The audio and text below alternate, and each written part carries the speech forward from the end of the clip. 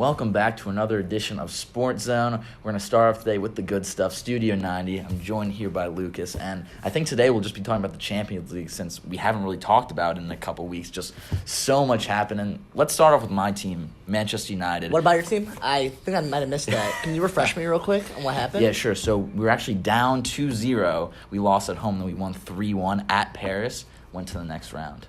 Oh, I'm so sorry. I didn't hear about that from you. I just saw that on every single social media post for the last 2 weeks. Was a huge game and a huge comeback. They're calling it one of the biggest comebacks in Champions League history. So, Lucas, let me just ask you.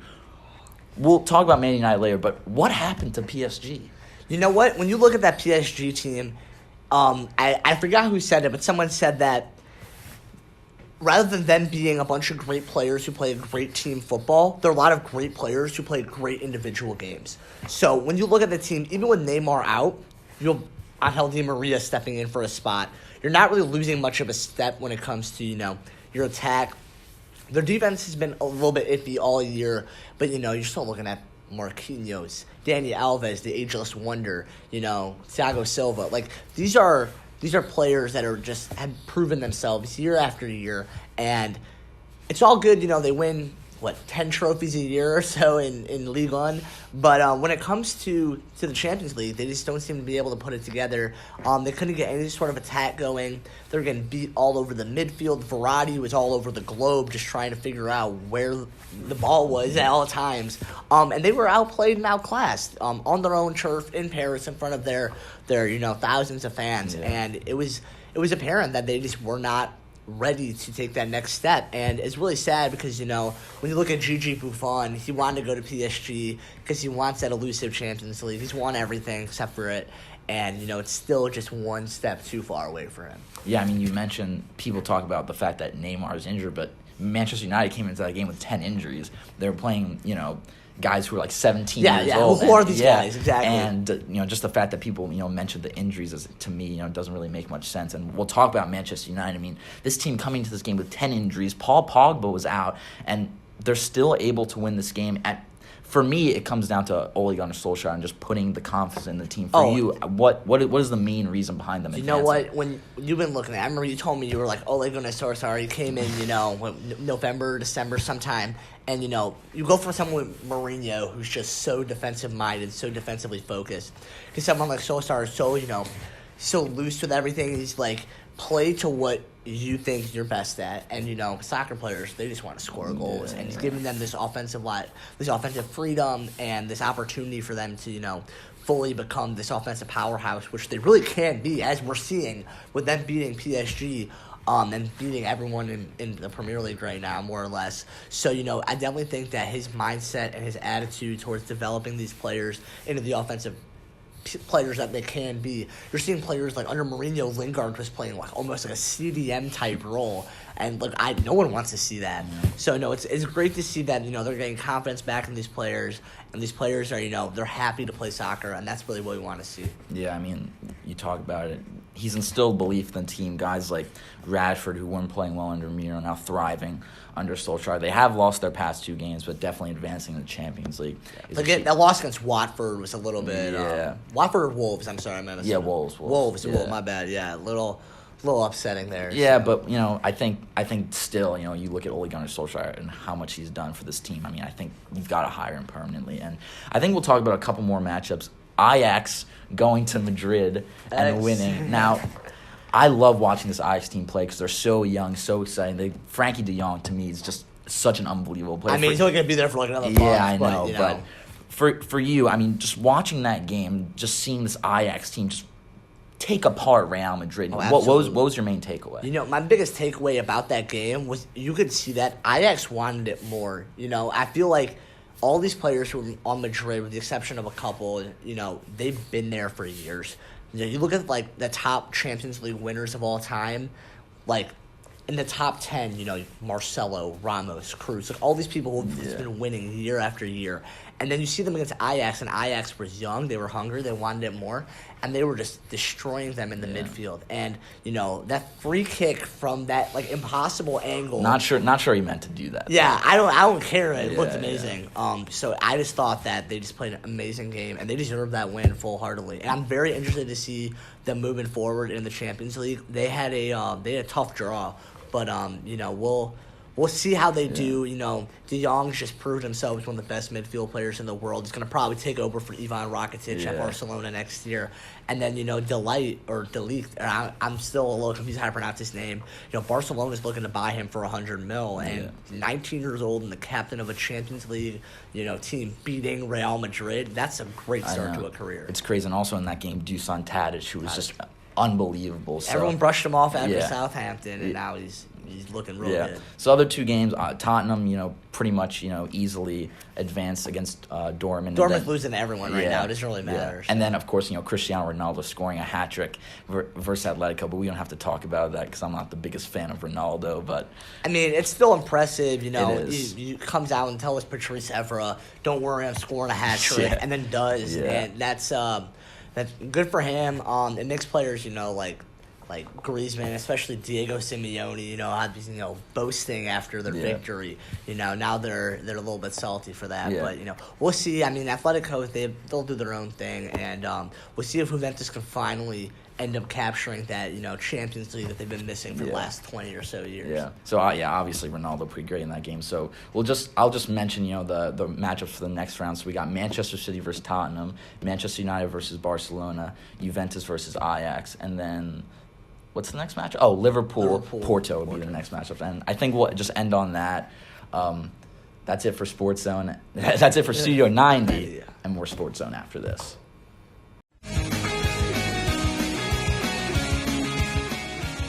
Hello and welcome back to the college basketball segment. I'm Camden Crystal, joined here with Lucas Werner and Noah Haynes for the first time. So today, with this tournament kicking off today, our first game decided with Minnesota over Louisville. We want to look into who we have as favorites going deeper into this tournament, who we see as possible upsets with the number one seeds, as well as if we see any Cinderella stories with any teams going into the tournament. I'll start with Noah as our new member. Who do you see as favorites going into this tournament? I mean, the obvious favorite's got to be Duke, right? I mean, Zion Williamson, R.J. Barrett, their performance in the ACC tournament, I think, speaks for itself. They're the obvious favorite. North Carolina, how they played against Duke, Kobe White. If he's making jump shots, I think North Carolina could stay in it. Virginia, their defense, as well as Kyle Guy, who's even better this year, offensively scoring the ball. I think he's a big player. ACC, I'm confident on it, even though Louisville did come up short today, and we could see Baylor upset Syracuse with now Frank Howard out for Syracuse for the first game.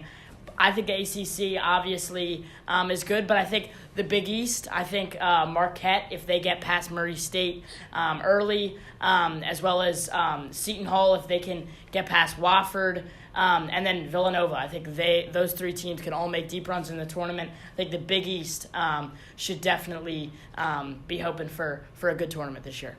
No, definitely, no. That's a good point. A name I want to pick out of there is you're mentioning Seton Hall. That's a team not many people are putting much faith in, especially Ryan back in the studio. But they've beaten some good teams this year in just regular season games. So I'm really interested to see in terms of a Cinderella story type of team. Yeah. Seton Hall looks like they have the firepower to be able to take down some teams if they're not paying enough attention. Yeah, and just real quick, we know guards. Guards are what wins the NCAA tournament. Seton Hall has one of the best guards in the country, Miles Powell. So look for him to have a big tournament if they want to make a run.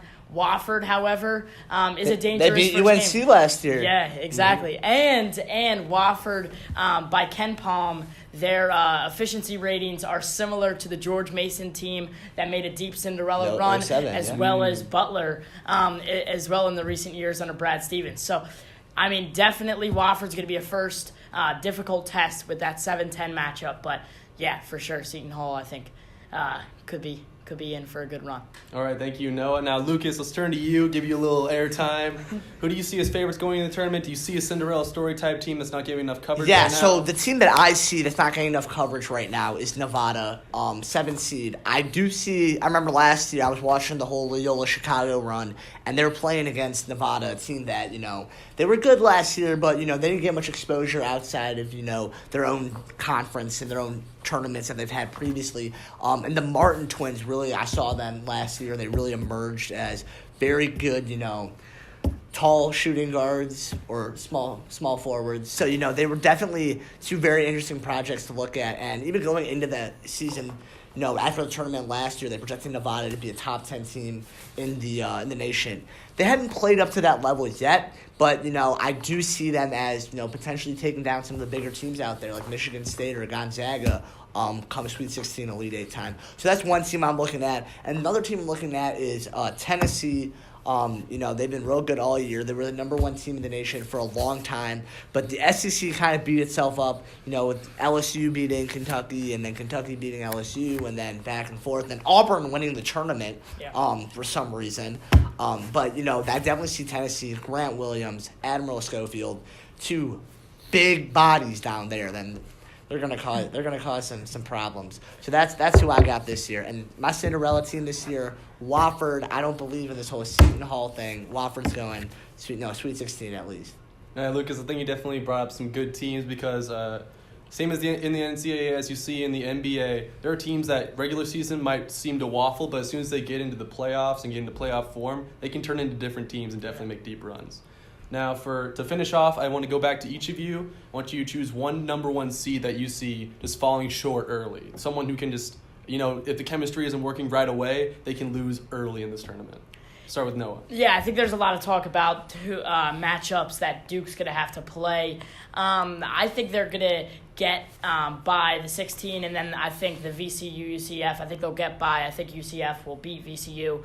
They'll get by there, but then that game against Virginia Tech in the Sweet 16 is going to be tough. Virginia Tech has some excellent players, play a great defense under Buzz Williams, and now they have their point guard, their best player back, Justin Robinson, back for the tournament. He's going to be a handful for Duke. If Duke plays defense like they did against Florida State in the ACC tournament final, they'll be fine, they'll get by. But Justin Robinson and Virginia Tech, Blackshear, as well as nice. They are looking really good. Nice. That's going to be a tough game for sure. But Duke, obviously, probably the favorite nationally to win the NCAA tournament. So, beating them's definitely going to be tough. But I think Virginia is by far and away in the easiest region. I don't think they have too much to worry about. Tennessee? But Tennessee, until they get to the Elite Villanova? Eight. Until they get to the Elite... Well, they wouldn't play Villanova until they got to the Elite Eight either. So until they get to the Elite Eight, I don't think it's too bad. I think you could see Oregon, a team, make a good run in this tournament for sure. I have them in the Sweet 16 against Virginia. So I think Virginia by far and away is the easiest region to get through until they get to the Elite Eight to get to the Final Four. But Duke, definitely that matchup in that Sweet 16 against Virginia Tech with Justin Robinson now back is going to be huge. Yeah, no, it's definitely a good point. Good defense is what you've seen Duke struggle the most against, especially with a player like RJ Barrett, who's a high-volume shooter. If he gets frustrated, he just starts chucking. That's what you've seen this regular Cam's season. been inconsistent, too. So No, yeah, Cam has not been the high prospect that people have been seeing him as. And this tournament could be a big spot for him to show that he deserves to be in that top 5 range going into the NBA. As well as Trey Jones. Trey Jones has a lot to prove as well. Especially coming off of that injury that really hurt him in the middle of the season. And his brother is what led Duke to the championship. He has a high bar to live up him to. and Jaleel, Exactly. yeah. Yeah, exactly. Lucas? Yeah, so my team, every year, there's always that Gonzaga situation. Are Gonzaga, are they an elite team? Are they an elite program? Yeah. In recent years, you've seen them, number 1 seeds. They're going to the tournament. They made the national championship like 2 years ago against UNC. They ended up losing that. But, the big test with Gonzaga is always, had they proven themselves in the regular season to earn that number 1 seed? And, up in your country, in the Pacific Northwest, there's not many, elite basketball schools out there. So it's kind of hard for them to get a lot of, talented opponents, but they ended up beating Duke earlier this year, which was massive, Yep. especially for their stock. But, I'm not convinced that they're going to get all the way to the Final Four or beyond. I think they're going to get by the 16, and then they're probably going to get to the Sweet 16. But, once they reach that Sweet 16 every year, it's are Gonzaga the team that everyone talks them, that tells them they are? Or are they more of those, 5 years ago, those Duke teams that always had, the great regular seasons. They would get to the tournament, but then they just would all come collapsing down at the end there. So that's going to be my big takeaway. I'm interested to see how that ends up working out. Yeah, that's definitely a good point, Lucas. For my pick, I'd have to go with Noah in terms of Duke. While they have a lot of talent, you have to remember, these are freshmen. Yep. They don't have that tournament experience that some of these teams, maybe like Nevada, is bringing in. Mm-hmm. So you have to keep that into account when they're going into this because, this is their first time in the tournament. They'll have to get used to, higher intensity. They were kind of used to that because, they're selling out games. Right. Duke tickets have been ridiculous this season. But I do think he'll definitely be a big test for Duke, especially with their top three. Right. Yeah, and you can see Zion. He's about to go in the NFL draft, number 1 overall pick. They need a linebacker out in Arizona. So it wouldn't surprise me if he's going number 1 in the draft. But, we'll see what happens. It'll definitely be exciting to watch. There'll be some old questions like Gonzaga that we'll be looking at. There's also a lot of new questions with this very talented young group that are going to be entering the tournament this year. Yep. But that's all we have today. Thank you for watching the college basketball segment. See you next time.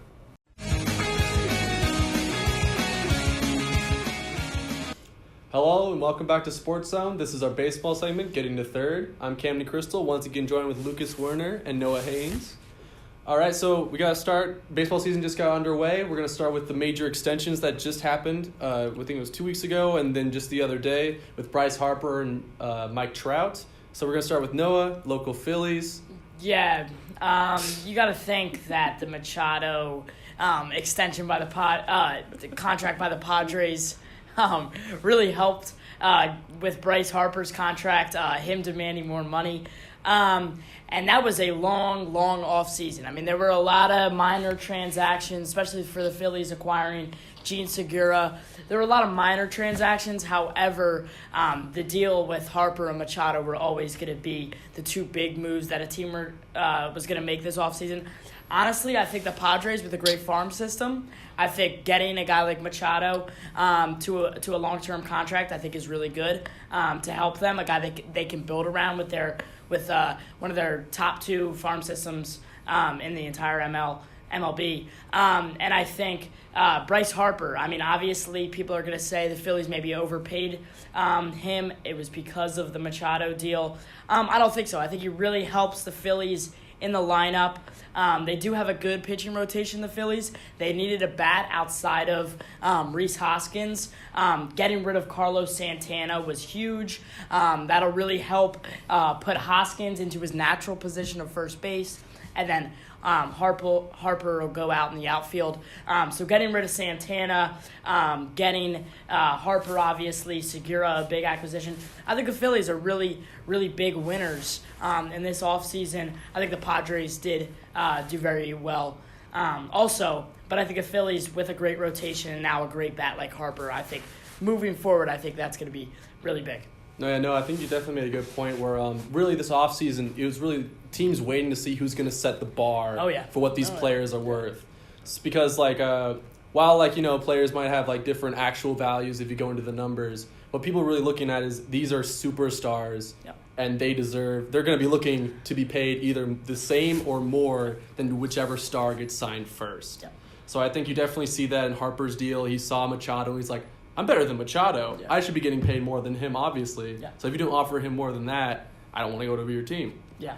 And then I do think the Phillies, they definitely could use Harper. I think they definitely overpaid, especially considering, he hit 240 last season. Right. Definitely a down year for him, even though he was still an all-star. Yeah. Still had a pretty good year in terms of, home runs, RBIs. Yeah. But he definitely does contribute, a veteran presence to that team. I think it's very important. They just found their ace last year in Aaron Nola. They got Jake Arrieta, number 2. No, yeah. So they have a very, they still have a lot of young positions to figure out if they're going to become, a playoff team like a lot of people think they are after this offseason. Yeah. So it'll be really interesting to see how he fits into the lineup. With Reese moving over, maybe he'll be more comfortable at the plate because he doesn't have to worry so much on defense. Right. But now, enough with the Phillies and Bryce Harper. Let's turn to Lucas. Let's talk about this Trout extension. Yeah, you're looking at, what is that? 10-year, $430 million. He signed until he's 39 years old. Until he's 39, yeah. And, Whole career. He's going to be in LA, and I think it's really good for the team. When you look at LA baseball, there's pretty much the Dodgers and then the other team. They can't even figure out a name. The Los Angeles Angels of Anaheim. Are they from LA? Are they from Anaheim? They're kind of dealing with that in itself. But, no, it's real good to see a guy like Trout get, a contract like that. He's going to stay long-term in Los Angeles because, there's big talk of is he going to join Harper in Philly? Is he going to go home to Jersey and all that? But, he got his money, and, out of all the big contracts you saw this year, Machado, Stanton a few years ago, and even Harper, I would say that the most justified contract is probably Mike Trout. You look at his numbers, they speak for themselves.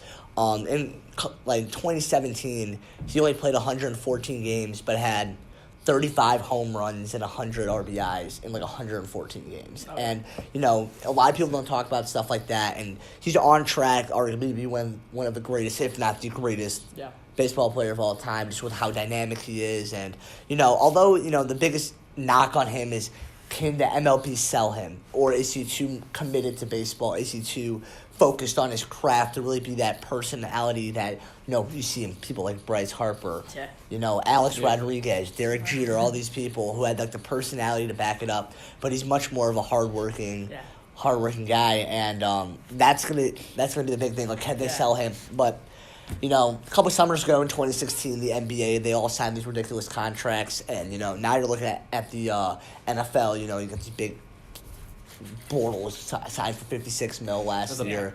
It's a backup, Khalil Mack, Aaron Donald, just these massive contracts. And now you're going to see that kind of transition to baseball because, Boris's clients, and especially, these big deals this offseason. So I'm interested to see Mookie Betts, the next big guy in 2021. He'll be looking for a lot of money, definitely. Yeah, he turned down MVP. Yeah, he turned down the 8-year, $200 million extension because he knows he'll get more than that the next time. Exactly. Yeah, and just to go back off that, I think a lot of people were talking, why would Trout re-sign to such a long extension with a team that's not very good, right? Why would he do that? I think he's hopeful with Ohtani. There's definitely bright spots on that bright team. spot on there. Yeah, there's a few and once stars on Pujols that retires team. in a few years, a lot more contracts. That's definitely something interesting that I think, Lucas, you brought up is think about any other superstar in that position with the team he's had to endure since he entered the league in, I believe, 2012. Yeah. Is you got overpaying on Josh Hamilton, Albert Pujols, C.J.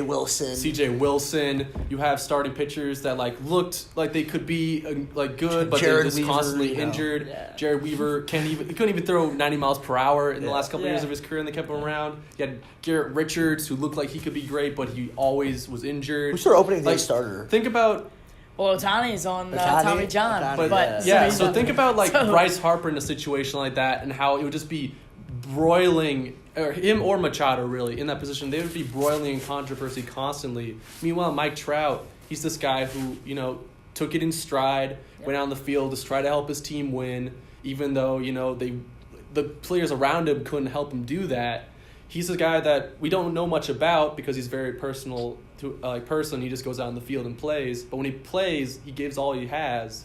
And what you can see is that he really is trying to do what's best for this team. And you can tell that he's committed to this team because he must believe in it. Someone must be telling him that, we would want to turn this team around to be about you. We know you're the face of this team. Face of the MLB. Yeah, face of the MLB in terms of just production and, value to a franchise, maybe not so much in personality. But, it's great to have and it's willing to overpay for a guy who will produce on the field, be a great person for the city, and at the same time, not try to, embroil the team in controversy and make it even more difficult to rebuild. Yeah. Odell. Oh, I'm sorry. And he's never been that guy. Harper with the Nationals had a few problems in the clubhouse. Exactly. And there was a lot of problems with that, which is, the Nationals underperforming year after year in the playoffs with stars that they had, and just underperformed. He got frustrated. Trout's not that kind of guy, so I think this contract by the Angels is really, really steady, and I think Harper, I worry about that as a Phillies fan with Harper coming over to Philadelphia now with higher expectations. But I think Trout, honestly, great deal. And I think that was the Phillies' worry was that, yes, they might wait till next, winter to get Mike Trout, but they might lose him. The Angels might, sign him to a long contract soon before he has to test free agency. So getting Harper this offseason for the Phillies was big, but I think, the Angels getting Mike Trout back. However, amount of money it is, how much amount of money it is for each at-bat that he's going to take a couple $100,000 for each at-bat. It doesn't matter. That's what's so interesting is If you look at Mike Trout's contract in context, people have gone in and done the math in terms of inflation. A-Rod's biggest contracts with the Yankees and the Rangers, with inflation, they're worth more than Mike Trout's contract is right now. Right. So while it might look like a ridiculous amount of money to the average person, sure, really there's been more ridiculous deals. Absolutely. But I think that's all we can really cover this week. Looks like we're getting the rope. Thanks, Ryan. The cane. So that'll be all for the baseball segment this week. Getting to third. We'll see you next time.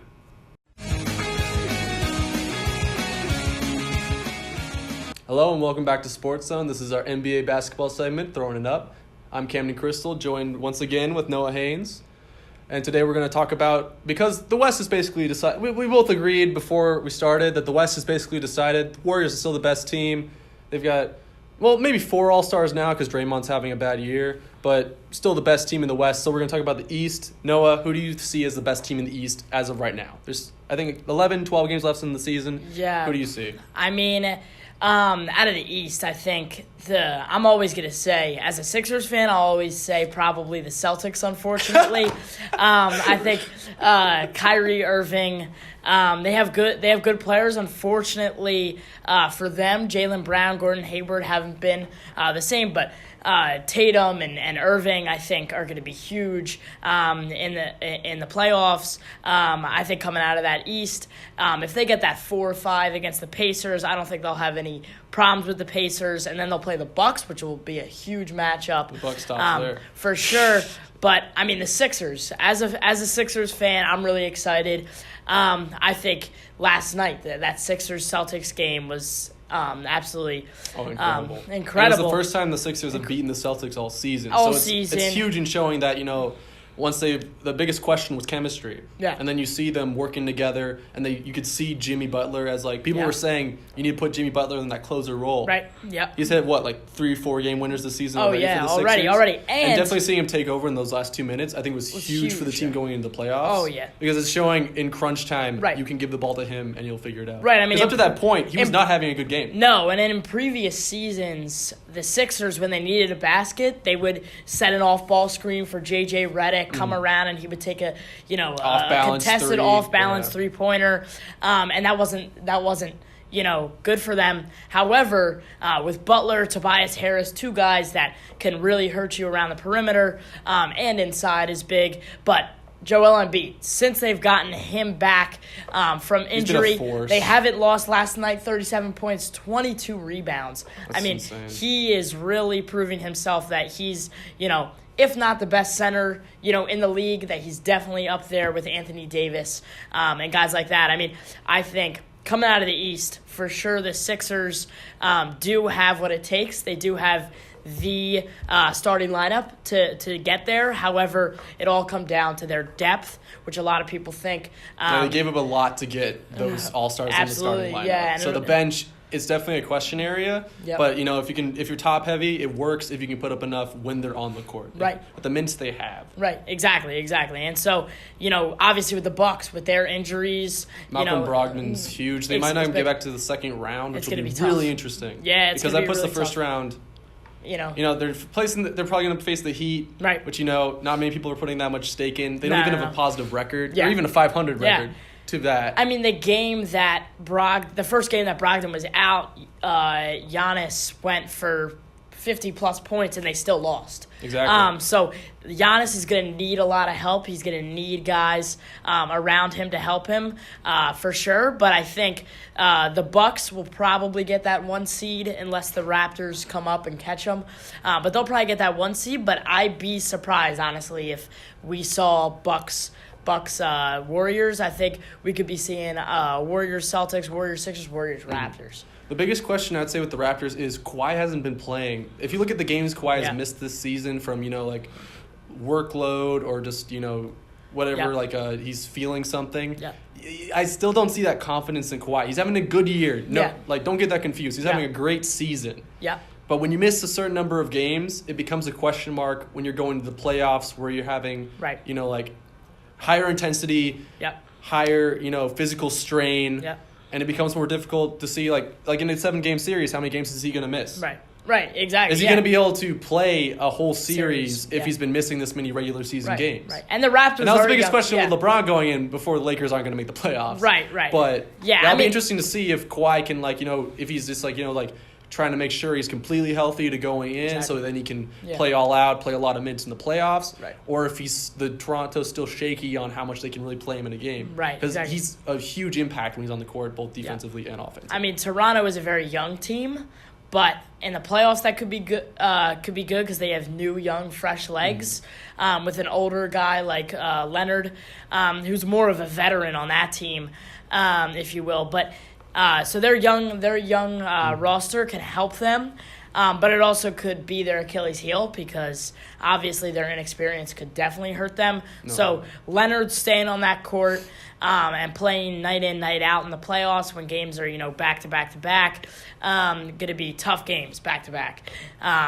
It's definitely going to be a test for the Raptors, but I do think that they do have what it takes to get to the finals, to get to the Warriors. But they're going to definitely have a tough road to get there. Maybe a second-round matchup with the 76ers is definitely going to be a good test for them. And what I think is really interesting about the East teams is you're seeing a lot of what seems like a lot of them seem to have the talent. Oh, yeah. But a lot seems to ride on the emotions of the team going into the series. Yeah. Like with the biggest example is the Celtics and probably the Sixers. But in terms of the Raptors, Kawhi might not come back next year. Yeah. Siakam, with the way he's playing, might be looking for a lot of money either there or somewhere else, which would cripple the Raptors either in cap or it might lose him completely. Absolutely. He's definitely turned into a huge part of this team. Right.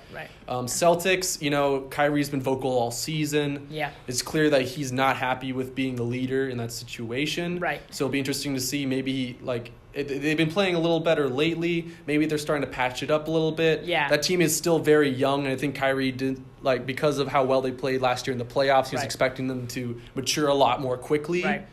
And Kyrie had a tough, kind of divorce with LeBron in Cleveland. Exactly. So, but there's going to be transition. There are rumors that he might want to go to LA to join LeBron there. So which that puts even more I'm not strain sure on if I completely believe, but even if it's there, that's putting even more strain on the Celtics to perform to show that you don't need to get, we don't want to lose you. You should stay here. We're a championship caliber team. Exactly. Or he could go, to the Knicks.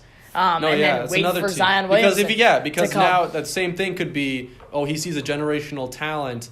And he's seeing that, maybe he thought Tatum was that type of guy last season after how he performed in the playoffs. Yeah. But now that he's seeing in the regular season, at least, doesn't seem to be there. Right. He might be looking to, this prospect. Once again, this prospect looks more promising than what I'm seeing right now. Right. I mean, in more games. Kyrie's supporting cast last season was better than it is now. I mean, Terry Rozier was unbelievable in the playoffs. Oh, yeah. I mean, when Kyrie wasn't playing, the supporting cast on the Celtics were better and allowed Tatum to shine. That puts even more strain on Kyrie, feeling like Absolutely. maybe I should leave because 100%. He's thinking, this team isn't built around me anymore. Exactly. This team is built around these young players working together rather than centering, because he's a very ball-centric player. Exactly. So when he's seeing that the team doesn't seem to perform as well when the ball's in his hands. Right. He's thinking, why should I continue to play here? Exactly. If clearly, the way that they're building the team isn't around me. Right. But let's not forget your Sixers. Yeah. You've got a lot of star caliber players on that team.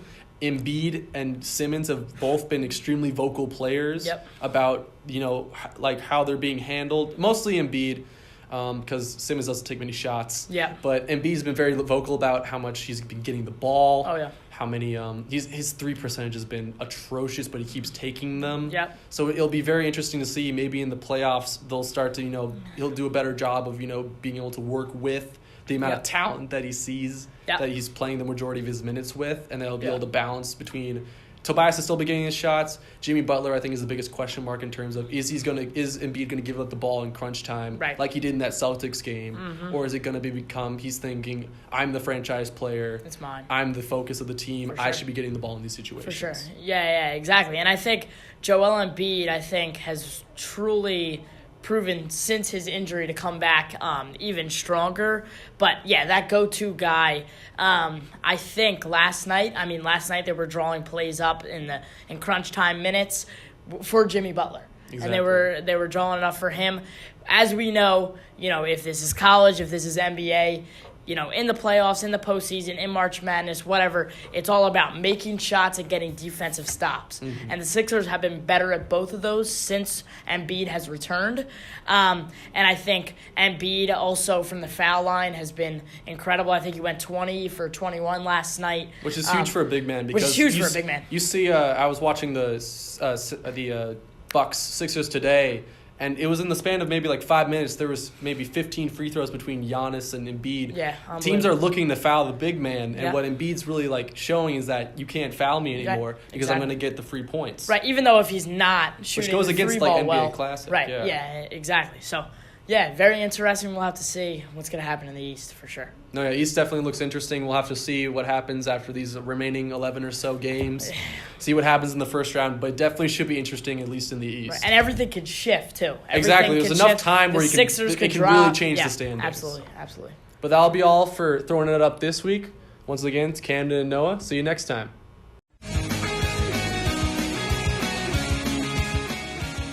Hi guys, I'm Lucas. Welcome back to Hot Seat. So today we're going to discuss that are the Cleveland Browns a Super Bowl contender? We're going to start with Ryan. No, they're absolutely not a Super Bowl contender. There is still a lot of question marks. I think they will be a playoff team. I think they can be a very exciting team to watch this year. Why? Offense, you got to look at their offense. Obviously, they're going to be able to score. Baker Mayfield. That's an understatement. They have two all-star caliber receivers around Baker Mayfield. You still got to be able to get the ball to him. With what they already had. You still have to be able to get the ball to him. Think about that core they had last year and think of it now with Odell. You still have to be able to get the ball to him. Now they have two dynamic running backs, two all-star receivers. The offense is... First of all, you don't have Kareem Hunt for the first 8 games, so you still have to go... so we have Nick Chubb, also an all-star caliber running back. The first 8 games the playoffs.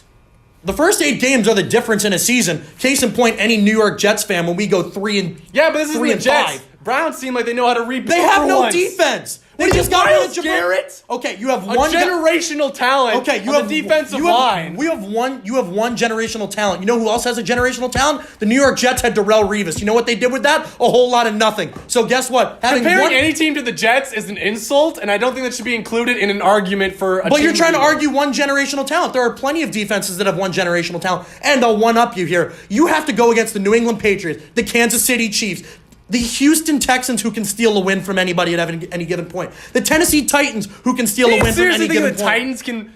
Yes, you think Marcus Mariota can beat Baker Mayfield? Yes. Mariota can't even stay healthy. 100%. Baker Mayfield can't figure out who's on his own team. He threw more picks than touchdowns last year. Yeah, you kidding? You're telling me just because you have 2 of the best receivers in the league to throw the ball to, you still need a guy who's a dynamic running back. Let me finish my point. Let me finish my point here. Let me finish my point here. No. Let me finish my point. Gentlemen. Let me finish my point. No. Gentlemen. Let me finish my point here. Don't let him finish. No more points. He doesn't want me to make a point. No, gentlemen, we are done discussing this hot seat. More Sports Zone back after this.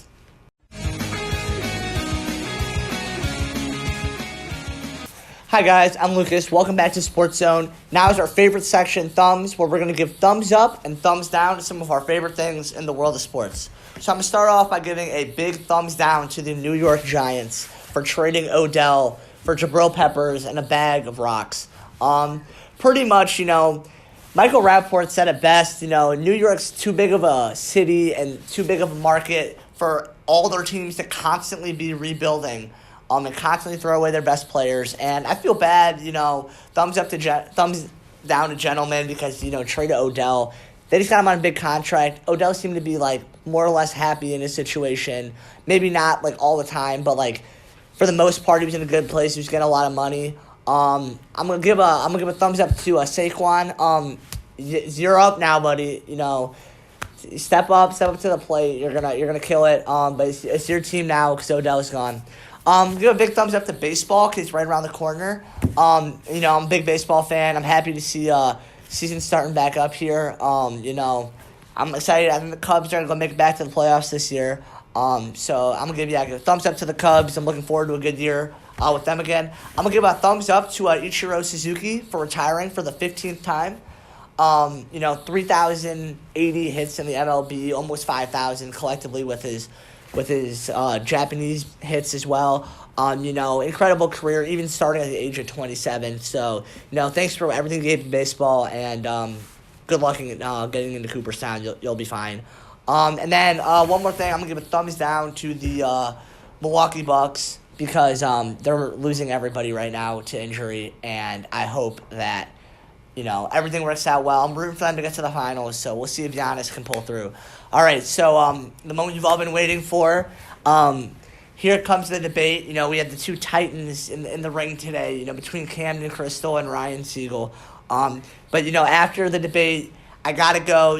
Both had good arguments, but I'm gonna have to go with Ryan. Although Camden did have some good arguments. Ryan coming in with the Jarrell Revis line really helped.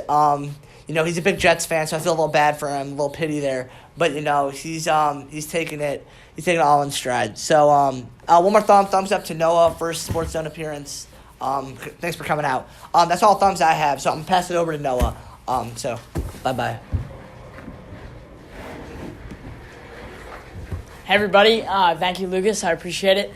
I'm going to start off my thumbs up Philadelphia sports teams. Getting Bryce Harper, getting elite talent for the Phillies, and then Joel Embiid, Tobias Harris, Jimmy Butler, J.J. Redick, Ben Simmons. That's probably one of the best starting fives in the NBA, maybe outside the Golden State Warriors. So a big thumbs up, though, to the Sixers and the Phillies, both doing really well.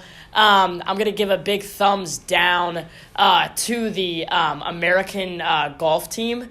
Not American University, but USA Golf. This past weekend at the Players Championship, Rory McIlroy and a lot of international golfers destroyed the competition.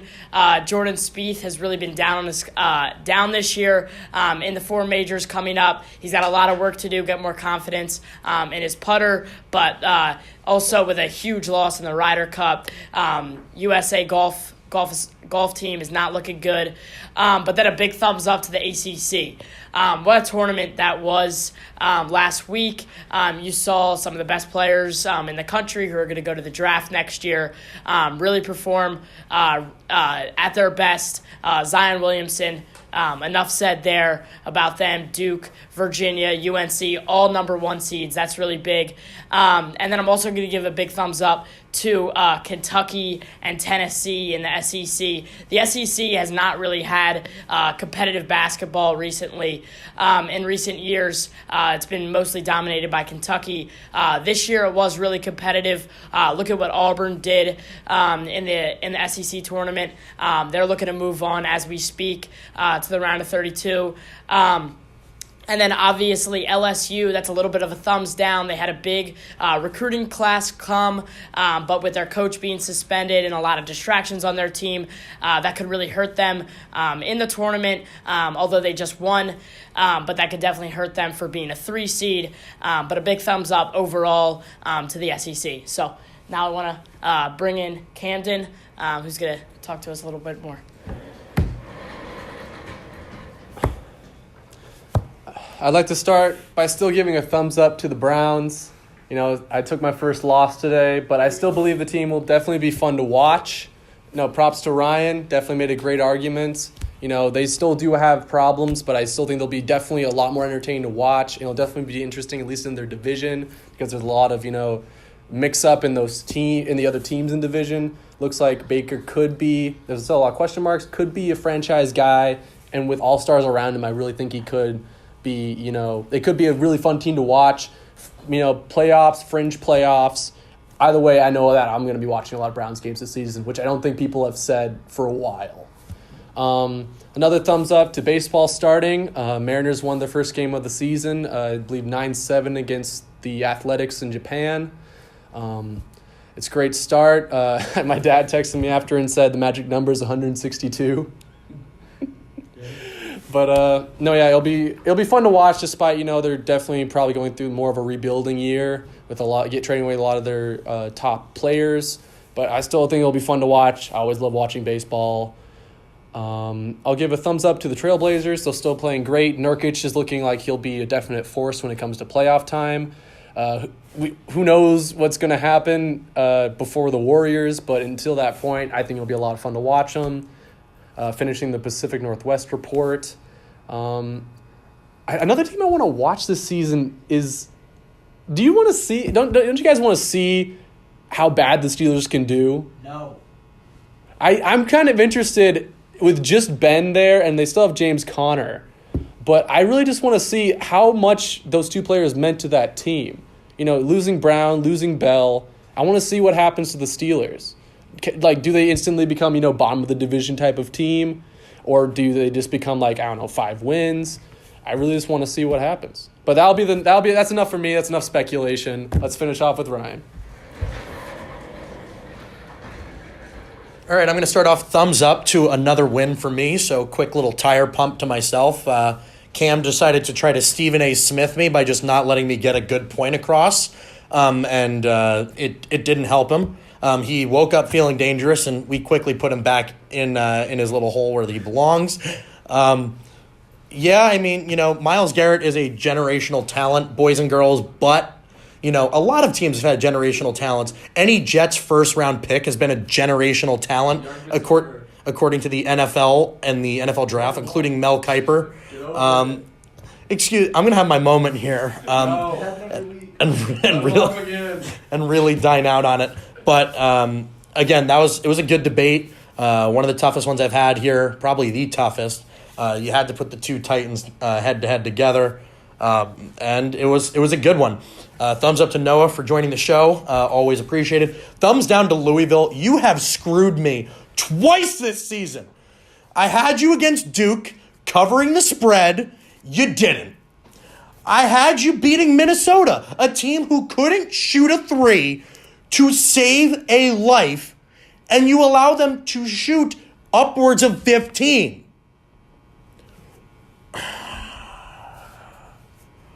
There's a lot of frustration there. Louisville already hurting me. But Murray State, you're still in play. Wofford, you're still in play. Yes, New Jersey guy, no faith in Seton Hall. Might be the only one out of the bunch who has no faith in Seton Hall. So that'll be that. Thumbs up to the Washington Capitals for putting up a pretty good fight against Tampa, but Victor Hedman, silky mitts, backhand, cheddar, overtime. Thanks for playing. Tampa Bay is going to win the Stanley Cup this year, and then as I say that, DC is going to find a way to win again. It's going to bother me even more. But it'll be what it'll be. I'm going to thumbs up baseball being back. I will be going to the Nationals game on Monday as they take on the New York Yankees in a little spring training action in Nats Park. So, it should be good. I'm glad it's back. I enjoy sitting at a ballpark. I'm looking forward to it. Thumbs up to next week being the Sweet 16 and Elite 8 in the District of Columbia. Hopefully Duke keeps winning. So that way I can see Zion actually play in person for not $95,000. Thumbs up to the New York Jets. This is a rare thumbs up coming from me, your resident Jets fan. We signed Le'Veon Bell for only double what Pat McAfee's old contract was, boys and girls.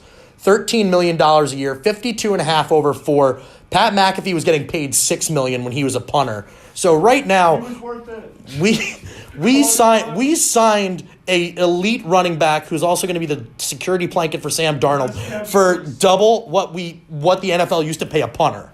So with that, I'm very happy to say that. Thumbs down to the weather because it's been trash at least today. Thumbs up to the New York Rangers because it's been a good season of rebuilding. We've lost more games in overtime than I've ever seen possible, but we also basically don't have a team. Thumbs down to Jake Elmsley because he sucks. Some things will never die. That is one of them. And I believe that's it. So for Aaron, Lucas, Cam, Noah, myself, Jessica in the back, who's been directing this today, I'm Ryan saying tune in to SportsZone next week.